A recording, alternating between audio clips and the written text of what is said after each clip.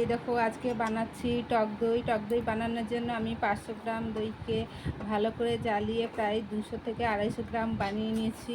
আমি এই সসপ্যানটার মধ্যে দুধটা নিয়ে নিয়েছি। এই যে আমি দোকান থেকে দই কিনে এনেছিলাম, এই সব দইটা পুরোটা আমি দুধের মধ্যে দিয়ে দেবো। এই যে ভালো করে দুধটার সাথে দইটাকে আমি মেশাচ্ছি। আর এই কন্টেনারটার মধ্যে দুধটা পুরোটা ঢেলে দিলাম। মুখটা আটকে নিয়েছি, নিয়ে এবার আমি ফ্রিজের মধ্যে রেখে দেবো। এই যে ফ্রিজের এই জায়গাটায় আমি রেখে দিচ্ছি,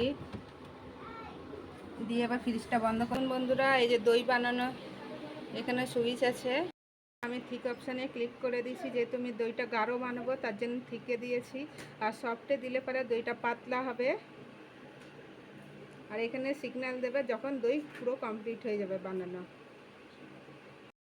যেহেতু দইটা বানানো কমপ্লিট হয়ে গেছে তাই এখানে টিক অপশানটা বন্ধ হয়ে গেছে। এবার আমি ফ্রিজটা খুলে দেখব। এই দেখো বন্ধুরা, পুরো রেডি টক দই। দোকানের থেকেও সুন্দর হয়েছে। বাড়িতে খুব সহজ পদ্ধতি ফ্রিজে টক দই বা মিষ্টি দই বানানো হয়ে যায়।